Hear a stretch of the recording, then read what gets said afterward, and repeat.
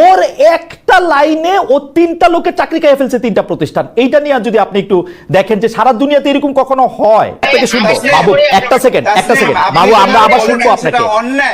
জি জি, অবশ্যই অন্যায় তো আপনি করছেন। জি তাসনিম, আপনি শেষ করেন, তাসনিম শেষ করেন আপনি। আপনি অন্যায়টা তো আপনি নিজে করছেন। বাংলাদেশ সংবাদ সংস্থার কোনো নীতি নাই, আপনার মুখের কথা যে সাংবাদিক ওই প্রশ্ন করতে পারবেন না, এবং you are trying to impose যে না সাংবাদিকরা সব প্রশ্ন করতে পারবে না। এটা কি একটা দ্বিচারিতা হয়ে গেল না? এনিওয়ে, খালেদ যে আমি একটু বলি, বাবু ভাই, বাবু বসে, আমার মনে হয় আপনি আপনার কথা বলেন, আমি আমারটা বলবো। আপনি ঠিক আছে, আমার মনে হয় যে মাহবুব মোর্শেদ, আমি একটা কথা বলি, আমি একটা কথা বলি, আমার কথা তো তিনি বুঝতেই পারছেন না, আমাকে তিনি কেন কন্টেস্ট করছেন? আপনি উপস্থাপক, আপনি তার প্রশ্নটা তার কাছে করেন, আমি তার কাছে কিন্তু জবাব দেব।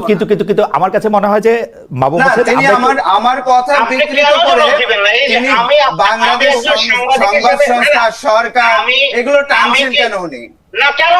আপনাকে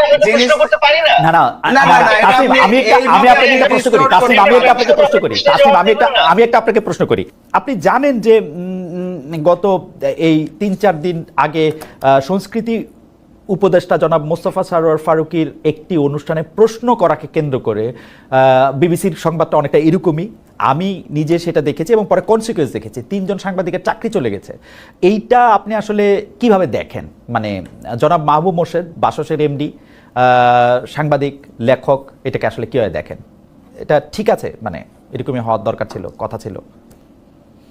এখানে হলো কি, আমরা যদি মানে এইটা একটা যে সংস্কৃতি উপদেষ্টার সামনে তার যে প্রেস কনফারেন্স, সেখানে যে ঘটনাটা ঘটেছে, সেখানে আমরা নানাভাবে এই বিষয়টাকে দেখতে পারি। একটা হলো যে আমরা যখন এই প্রোগ্রামটা মানে এখন যে প্রেস কনফারেন্সটা ডাকা হলো, সেখানে সাংবাদিকরা যখন প্রশ্ন করছেন, আপনি নিজে রিপোর্টার ছিলেন, তাসনিম খলিলও রিপোর্টার ছিলেন, আমি সেই অর্থে রিপোর্টিং করিনি, কিন্তু আমরা একটা জিনিস জানি যে আপনি তখনই ওই প্রশ্নটা করবেন যেটা আপনি ছাপবেন বা আপনি দেখাবেন। এখন আমরা যখন দেখি যে সাংবাদিকরা প্রশ্ন করছেন, কিন্তু এইটা তার পত্রিকা বা তার টিভি বা তার মিডিয়ার যে পলিসি সেটার সঙ্গে যাচ্ছে কিনা, তিনি অযথাই প্রশ্ন করছেন কিনা, বা প্রশ্নটার তার নিউজ ভ্যালুটা কোথায়, এটা কিন্তু একটা দিক এরকম আমরা বলতে পারি যে আসলে সাংবাদিক একজন উপদেষ্টার সঙ্গে যখন কিছু জরুরি বিষয়ে, কিছু মানে গুরুত্বপূর্ণ বিষয়ে যখন বাহাসে লিপ্ত হন, যখন তারা পরস্পরের সঙ্গে দ্বিমত করতে থাকেন, তখন আসলে কি সাংবাদিক এইটা নিউজ করার জন্য করছেন নাকি নিজের মতটা প্রতিষ্ঠিত করার জন্য করছেন, এটা আরেকটা দিক। এখন তৃতীয় যে দিকটা, সেটা হলো যে আমার কাছে যেটা মনে হয়, দ্বিতীয় দিকটা নিয়ে আমি একটু বলি যে একজন সাংবাদিকের কাজ কিন্তু বাহাস তৈরি করা না, তিনি কিন্তু এই নিউজটা উপদেষ্টার কাছ থেকে একটা নিউজের বিষয় নেবেন এবং সেটা তিনি নিউজ আকারে প্রকাশ করবেন। কিন্তু তিনি যখন মত প্রতিষ্ঠা করার জন্য যাচ্ছেন, তখন কিন্তু সাংবাদিক যে রিপোর্টার, তার ইভেন রিপোর্টার যদি তিনি নাও হন, তিনি যদি একজন কলামিস্ট হন বা তিনি যদি টক শোর একজন বক্তা হন, তাহলেও কিন্তু টক শোর যে ফরম্যাট সেটার মধ্যে না ঢুকে, কিংবা তিনি যদি একটা কলাম লেখেন, সেই কলামের মধ্যে না ঢুকলে তিনি কিন্তু এই বাহাসটা করতে পারেন না। কিন্তু আমরা দেখছি যে তিনি করছেন। এখন এই প্রেক্ষাপটটা কেন এলো? এই প্রেক্ষাপটটা আসার ক্ষেত্রে আমার কাছে যেটা মনে হয়, জনাব মাহবুব মোর্শেদ, আমি কি একটু আপনাকে 2-3টা জিনিস একটু আপনার কাছে একটু ক্লারিফাই করতে পারি? প্রথম কথা হচ্ছে যে আপনি বলেছেন যে সাংবাদিকদের প্রশ্নটা তার এডিটোরিয়াল পলিসির সাথে সামঞ্জস্যপূর্ণ হতে হবে। আমি বলছি যে না, এটা হতে হবে না সাংবাদিকের প্রশ্ন। 2 নম্বর হচ্ছে নিউজ ভ্যালু অনুসারে তাকে প্রশ্ন করতে হবে। আমার মতামত হচ্ছে না, নিউজ ভ্যালু অনুসারে প্রশ্ন করতে হবে না তাকে। নিজের মত প্রতিষ্ঠিত করছেন কিনা, তার অবশ্যই নিজের ব্যক্তিমত প্রতিষ্ঠা করার যে কোনো সময় যে কোনোভাবে তার এটার অধিকার রয়েছে।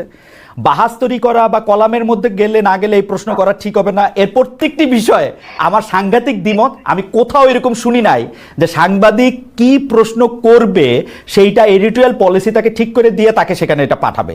কি ছাপবে, কি প্রকাশ করবে, সেটা আলাদা কথা, কিন্তু আলাদা গল্প। কিন্তু আপনি একটা সাংবাদিককে যদি একটা গাইড বই দিয়ে জনাব মোর্শেদ কোথাও পাঠান, আমি এটা শুনি নাই, আমি এটা কখনো শুনি নাই, কোনো টেক্সট বুকে দেখি নাই, কোথাও কোনো নিয়ম নীতি আমি আমি আমি নিজেকে একজন এথিক্যাল জার্নালিস্ট মনে করি, আমি সবগুলি এথিক্স আমি আপ টু ডেট থাকতে চেষ্টা করি, আমি এরকম কখনো দেখি নাই জনাব মোর্শেদ, আই এম সরি। আচ্ছা খালেদ ভাই, আপনাকে একটা আমি প্রশ্ন করি উল্টো, যে আসলে কি আমরা যখন একটা প্রেস কনফারেন্স হয়, আসলে কি আপনাকে একটা প্রশ্ন করি যে কোনো মিডিয়ারই কি কোনো এডিটোরিয়াল পলিসি থাকে না?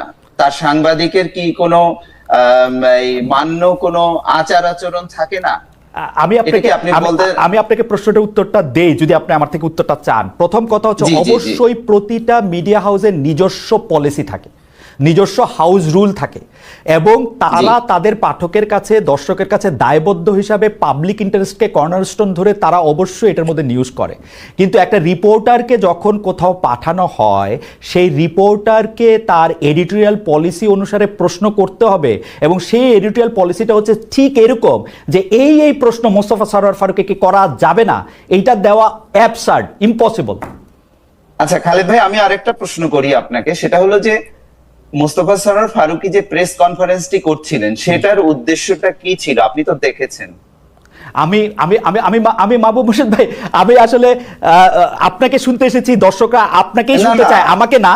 কিন্তু তারপর আমি বলি, প্রেস কনফারেন্সের উদ্দেশ্য যাই হোক, আমি একটা বাংলাদেশের কোনো একটা গুরুত্বপূর্ণ চেয়ারে প্রতিষ্ঠিত কাউকে আমি যে কোনো জায়গায় পাই, উনি যদি আমাকে অন রেকর্ড আমার ক্যামেরা খুলতে আমার সামনে অনুমতি দেন, আমি তাকে যে কোনো সময়, যে কোনো অবস্থায়, যে কোনো প্রশ্ন করতে পারি।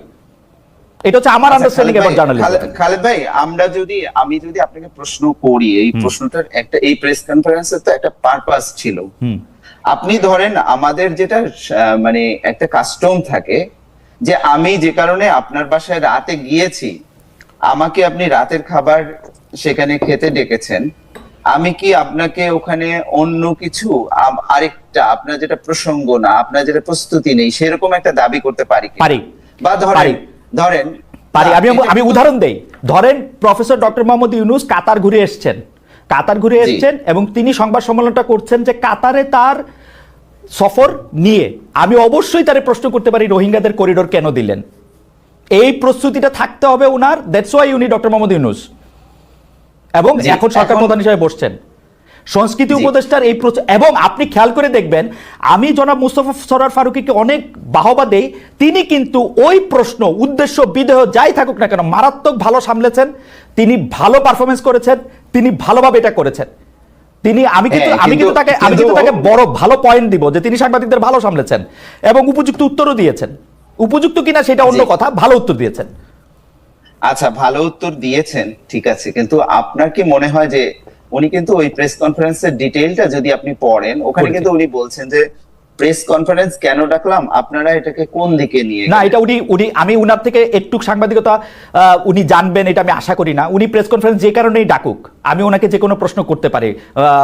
মোর্শেদ ভাই, আপনি এটা চেক করে দেখতে পারেন। এইটা সারা পৃথিবীর সাংবাদিকরা যে কোনো সময়, যে কোনো জায়গায়, যে কোনো লোককে পাবে। উনি যদি অফ দ্য রেকর্ডের শিলটা না নেন, তাহলে উনি এই প্রশ্ন তাকে করতে পারবেন। আচ্ছা খালেদ ভাই, আপনি তো অনেক জি সাউন্ড মনে হয় চলে গেছে। আচ্ছা, আমি একটু প্রশ্ন করি আপনাকে, সেটা হলো আপনি তো অনেক দিন ধরে সাংবাদিকতা করছেন এবং অনেক বড় বড় জায়গায় আপনি সাংবাদিকতা করেছেন। যে কোনো জায়গায়, যে কোনো পরিস্থিতিতে যে কাউকে যে কোনো প্রশ্ন করা যায়, এই বিষয়ে কিছু উদ্ধৃতি আপনি কি আমাদের দিতে পারেন? না, আমি মুখস্থ উদ্ধৃতি দিতে পারবো না, কিন্তু আমার কাছে আমি আপনাকে নিশ্চয়তা দিয়ে বলতেছি,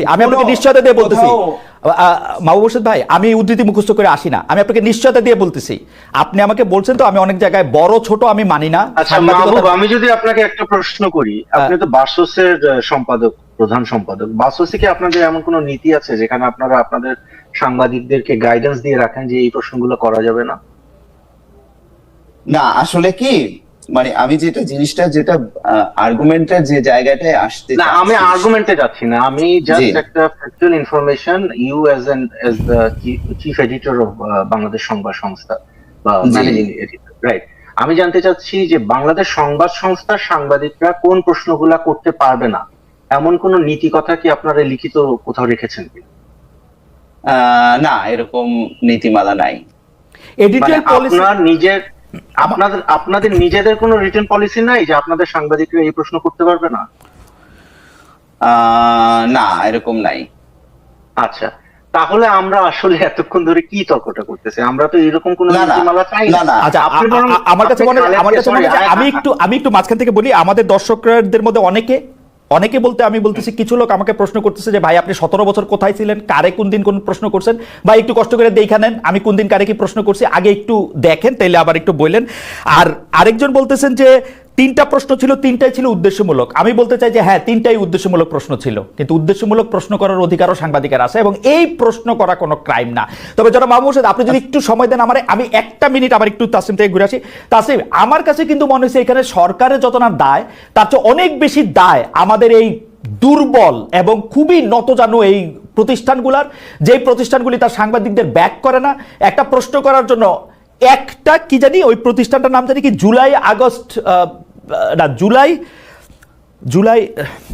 জুলাই রেভলিউশনারি ওরকম একটা সংস্থা তাকে বলছে যে মার্চ করবে, ওর একটা লাইনে ও 3টা লোকের চাকরি খেয়ে ফেলছে, 3টা প্রতিষ্ঠান। এইটা নিয়ে যদি আপনি একটু দেখেন যে সারা দুনিয়াতে এরকম কখনো হয়, মানে একটা প্রশ্ন করে আসছে তারে ব্যাক না করে তারে স্যাক করে দেয়। আমি তো সরকারের দায়ের চেয়ে বেশি ওদের। না, আমি অবশ্যই আপনাকে বলতে পারি যে